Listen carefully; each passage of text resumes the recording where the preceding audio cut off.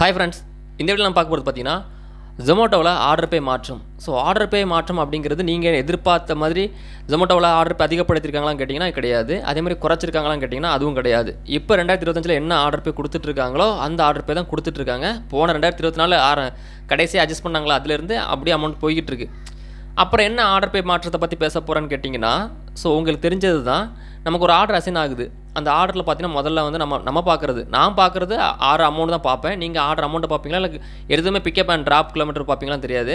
But order அமௌண்ட்டை first பார்த்துட்டு அதுக்கப்புறம் பிக்கப் அண்ட் ட்ராப் ரெண்டையும் பார்த்துட்டு தான் நான் வந்து ஆர்டர் அக்செப்ட் பண்ணுவேன். இல்லாட்டியும் அக்செப்ட் பண்ணி தான் ஆகணும். பட் இருந்தாலும் எதுக்கு பார்க்கணும் அந்த கிலோமீட்டர் அப்படின்னு பார்த்தீங்கன்னா, அதை பார்த்து தெரிஞ்சுக்கிட்டோம்னா தான் ட்ராப்பு. ஜொமேட்டோவை பொறுத்த வரைக்கும் ட்ராப் பாயிண்ட் தான் காசு கொடுக்குறாங்க. ஓகேங்களா? அந்த ட்ராப் பாயிண்ட் வந்து அவங்க காமிக்கிற எத்தனை கிலோமீட்டர் காமிக்காங்களோ அந்த கிலோமீட்டருக்கு நம்ம மேப்பில் போகணும்.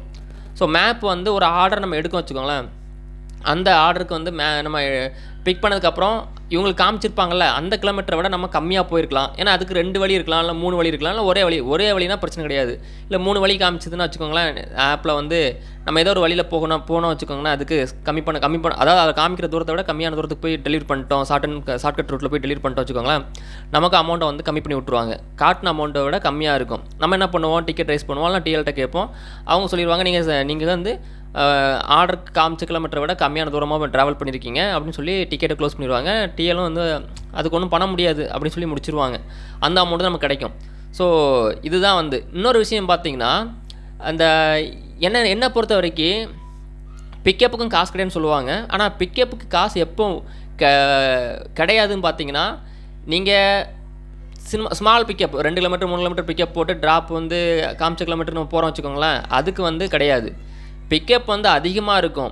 ஒரு 8 கிலோமீட்டர் 9 கிலோமீட்டர் பிக்கப் இருக்கும். ட்ராப் வந்து 1 கிலோமீட்டர் அந்த மாதிரி இருந்துச்சுன்னா, நீங்கள் பிக்கப் போகும்போது ஷார்ட்கட் ரூட் போயிடாதீங்க. அப்படி போனீங்கன்னா அதுக்கு பிக்கப்புக்கும் அமௌண்ட் சேர்த்து தான் அதில் கொடுத்துருப்பாங்க, ட்ராப் பாயிண்ட் கம்மியாக இருக்கிறனால. ஸோ அதுவும் பார்த்து போக வேண்டியிருக்கு. ஸோ இதெல்லாம் இருக்கட்டும். இந்த ஆர்டர் பே மாற்றம் நம்ம என்ன கொண்டு பண்ணலாம், என்ன இது பண்ணலாம் பார்த்தீங்கன்னா, இவங்க நம்ம கம்மியான ரூட் போனோம்னா என்ன பண்ணுறாங்க, அமௌண்ட்டை வந்து குறைச்சிட்றாங்க. ஆர்டர் அமௌண்ட்டை குறைச்சிட்றாங்க.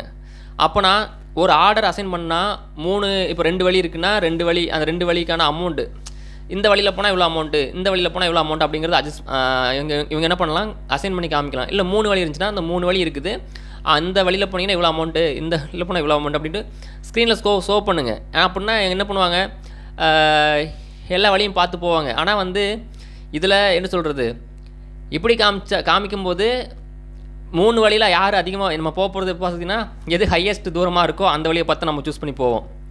ஆனால் வந்து இதில் கம்மியான தூரத்துக்கு நம்ம போனோம்னா நமக்கு வந்து என்ன பண்ணுவாங்க, கம்மியான அமௌண்ட் கிடைக்கும். ஸோ இதை வந்து இவங்க காமிச்சிட்டாங்கன்னா பிரச்சனை கிடையாது. இவங்க வந்து என்ன இவங்க சைடில் காமிக்க மாட்டாங்க. நம்ம 3 ரூட் இருக்குது, அதை நாங்கள் காமிச்ச ரூட்டு மட்டும் நாங்கள் எத்தனை கிலோமீட்டர் காமிக்கிறோமோ அந்த கிலோமீட்டர் நீங்கள் ஓட்டினா தான் உங்களுக்கு அந்த அமௌண்ட்டு. அப்படி நிமிஷத்தில் வந்து எல்லோரும் வந்து அந்த கிலோமீட்டர் நோட் பண்ணுறதில்ல. என்னை பொறுத்த வரைக்கும் நீங்கள் ஆர்டர் அசைன் ஆகும்போது என்ன கிலோமீட்டர் காமிக்குதோ அதை பார்த்து ஓட்டினீங்கன்னா உங்களுக்கு அந்த அமௌண்ட் கிடைக்கும். ஸோ அப்படி இல்லாத பட்சத்தில் இந்த மாதிரி ஒரு ஸ்க்ரீனில் ஒரு ஷோ பண்ணாங்கன்னா, 3 வழி இருக்குது, 2 வழி இருக்குது, இந்த வழியில் போனீங்கன்னா இந்த வழிக்கான அமௌண்ட் இவ்வளோ அப்படின்னு காமிச்சிங்கன்னா இந்தந்த வழியில் போய் டெலிவரி பண்ணுவாங்கன்னு நினைக்கிறேன். பட் இவங்க காமிக்கிற வழியை விட திடீர்னு ரோடு பிளாக் ஆயிருந்துச்சு, ஏதாச்சும் நடந்துச்சுன்னா நம்ம ஷார்ட்கட் ரூட் போய் தான் ஆகணும். அந்த சமயத்தில் ஆர்டர் பே வந்து கம்மி பண்ணிடுவாங்க. கேட்டால் அதே தான், நீங்கள் ஷார்ட்கட்டில் போயிட்டீங்க, நீங்கள் போன தூரத்துக்கான அமௌண்ட்டு தான் கொடுப்பாங்க அப்படின்னு சொல்லி முடிச்சிடுவாங்க. நாம் போனது வேணுக்குன்னு போக மாட்டோம், ரோடு பிளாக் பண்ணியிருப்பாங்க, வேறு வழி இல்லாமல் ஷார்ட்கட்டில் போவோம். அதுக்காக 2 கிலோமீட்டர் சுற்றியாக போக முடியும். இதுதான் வந்து நடந்துக்கிட்டு இருந்துச்சு. ஸோ இதை பற்றி தான் ஒரு சின்ன இது. ஓகே, ஆர்டர் பே மாற்றத்தில் வந்து டெலிவரி பண்ணி முடிச்சதுக்கப்புறம் ஒரு அமௌண்ட் மாறுது அப்படிங்கிறது வந்து எல்லோரும் மனசுலையும் ஓடிக்கிட்டு இருக்குது. புதுசாக ஓட்டுறவங்க தெரியாதுன்னு நினைக்கிறேன். தெரியாதவங்க தெரிஞ்சுக்கோங்க, தெரிஞ்சவங்க பழகிருப்பீங்க. ஸோ நானும் அப்படி தான். ஓகேங்களா, முதல்ல தெரியல, இப்போ தெரிய ஆரம்பிச்சிது. இப்போ அதனாலவே ஆர்டர் வந்தால் முதல்ல பார்க்குறது பிக்கப் அண்ட் ட்ராப் கிலோமீட்டர் பார்த்துட்டு அதுக்கப்புறம் அமௌண்ட் எவ்வளோ வருது அப்படிங்கிறத பார்த்துட்டு பொறுமையாக தான் ஆர்டரை அக்செப்ட் பண்ணுறது. இதுதான் வந்து நமக்கு அந்த அமௌண்ட்டில் எந்த பாதிப்பும் இருக்காது. ஓகே, மீண்டும் நாளை சந்திக்கலாம். நாளை மறுநாள் சந்திக்கலாம். வீடியோவில் அந்த 10 மினிட்ஸ் டெலிவரியை பற்றி பேசலாம். ஓகேங்களா? ஓகே, வழக்கம்போல வீடியோ பிடிச்சிருந்தா லைக் பண்ணிக்கோங்க, உங்கள் நண்பர்களுக்கு ஷேர் பண்ணி விடுங்க. மீண்டும் சந்திப்போம். பாய்.